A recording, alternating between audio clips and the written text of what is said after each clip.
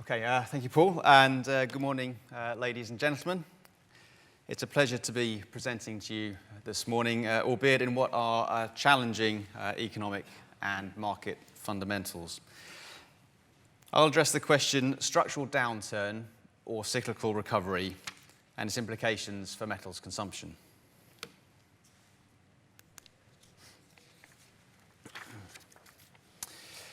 So where are we? The best way to summarize the economic environment we currently face is the good-ish, the bad, and to be frank, the downright ugly. It doesn't sound very positive because it isn't very positive, and we remain plagued by high levels of uncertainty. Broadly, the goodish parts of the global economy are the developed economies, with India being an exception amongst the challenged emerging market bloc.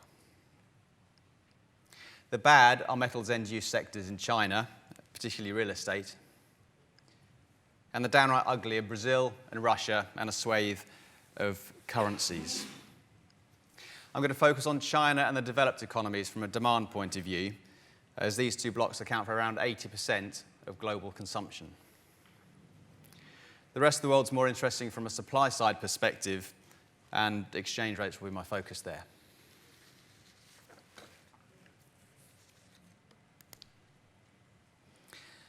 So starting with China, China is suffering from a cyclical downturn whilst managing structural change, a difficult balancing act. CRU's been cautious on the outlook for China for some time, and we remain so, but we think that pessimism towards the Chinese economy is overdone. This chart shows year-to-date growth rates in a range of indicators in China. As you can see, the high-profile indicators are clearly weak, and these are mostly associated with metals and commodities, such as real estate and auto sectors. However, the lower profile indicators, particularly consumer and service sector related ones, are performing well. Consumer and service facing parts of the economy are less commodities intensive than the higher profile ones, so why should we care if they're performing well? Well, firstly, we should care because it's evidence that this is rebalancing. It's not just a cycle. And China needs to rebalance in order to sustain growth rates that are relatively rapid into the future. Without rebalancing, the Chinese economy will crash, and that will be worse for all parts of the economy, but particularly for the metals-intensive ones. And secondly, we should care because these growth sectors generate jobs, they generate incomes, they provide people with spending money which they can spend on consumer durables and on housing. But economic rebalancing is messy. It's not going to proceed in straight lines.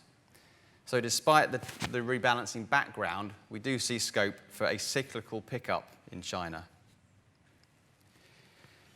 For one thing, metals end-use sectors are going through their own inventory correction, and this will come to an end. For another, the government is actively easing policy to support the economy, including accelerating fiscal spending, funding infrastructure investment, and lowering interest rates. Most recently, the government has also targeted measures at housing by further lowering mortgage down payment requirements and autos by halving sales taxes. As long as the consumer and service parts of the economy perform well, metals demand will come back. The completion of destocking will provide a further lift.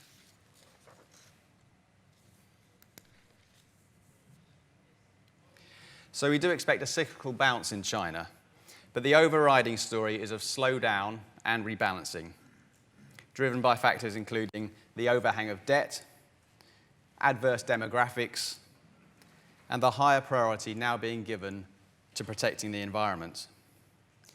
As we go forward, China will continue to become less reliant on investment and on industrial production, which are the most metals-intensive parts of the economy, and increasingly reliant on consumers and service sectors. So the implication is that segments of metals demand that are exposed to consumers, such as autos and appliances, should continue to perform well, but construction's contribution to demand growth will diminish.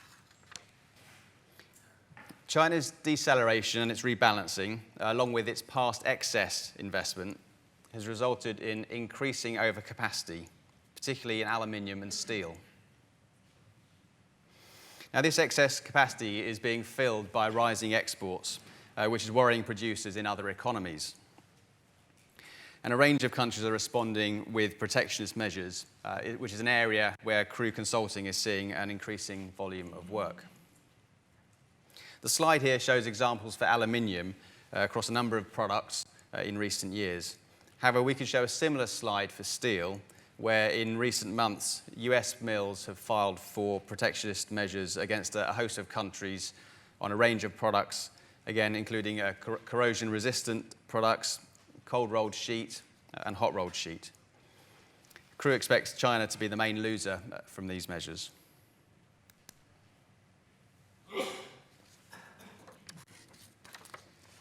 Now, even if they were willing, the developed economies are not able to consume all of China's surplus. The performance of the developed economies in recent years, even 7 years on from the start of the financial crisis, has been underwhelming, to say the least.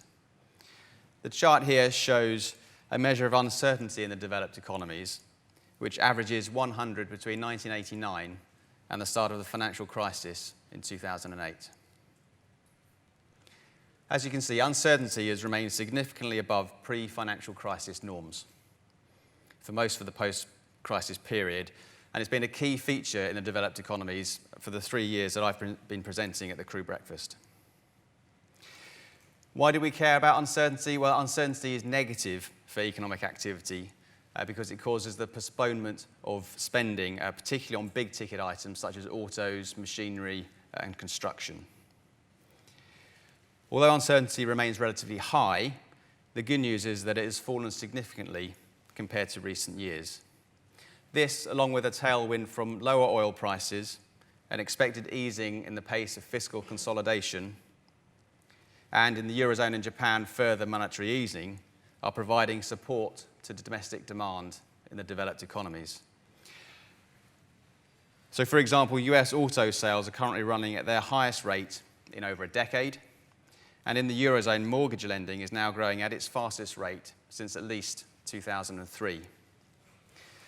Japan does face greater challenges, but positively, the unemployment rate there is now at its lowest level since 1997, which bodes well for future pay rises.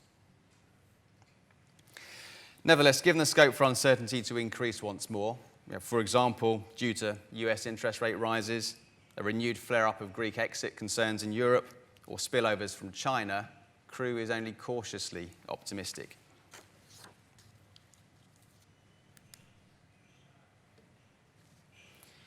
So pulling this together and turning to what it means for metals consumption, this year we can see that growth is at multi-year lows. Growth is slowing across metals, as is shown in the left-hand chart, and across economies, as shown on the right. The reasons for the slowdown are common, as I've previously discussed, but it's not a one-size-fits-all story. Steel is experiencing the sharpest slowdown, and that's because it's particularly exposed to Chinese construction, which accounts for around 25% of global steel demand. At the same time, aluminium is benefiting from its exposure to consumer-facing sectors such as autos and packaging, both in China and in the developed economies. So a cyclical recovery in consumption drivers and a turn in metals inventory cycles will cause a cyclical pickup in consumption growth rates.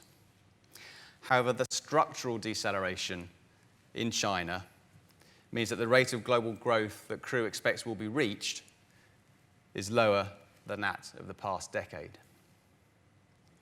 But having said that, don't write off China entirely. Its slower growth rates are on a far higher base than, say, just 5 years ago.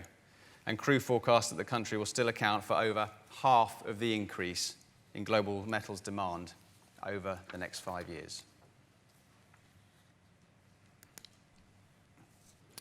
Now, as I flagged at the beginning, economic developments are also having a significant impact on exchange rates, and these are important to the supply side of metals markets.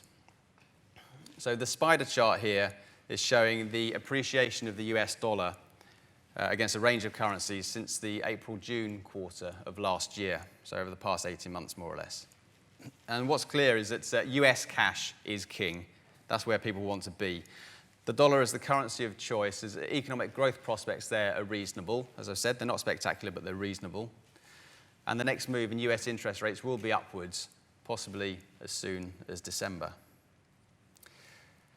But as with metals demand, it's not a one-size-fits-all story.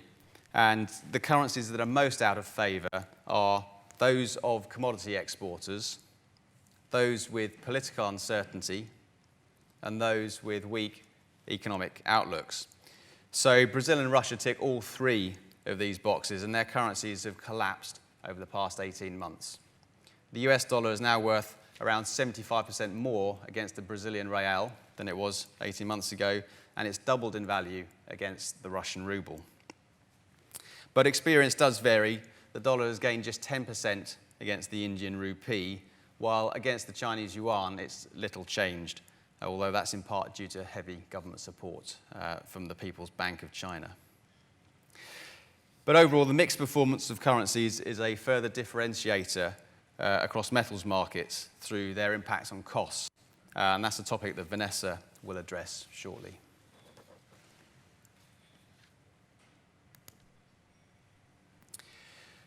So, to wrap up, the question I posed at the beginning is structural downturn or cyclical recovery?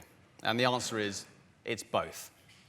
China is seeing a structural slowdown, and this is the key feature, I would say, of the metals demand outlook. But we expect a global pickup next year, led by the developed economies, and a cyclical recovery in China. That said, it will remain an uncertain environment, both in China and in the other economic blocs. So this is an environment in which scenario planning is needed. Now, CRU's base case is for a managed slowdown in China. But protectionism scenarios may be required for product or market-specific trade flows.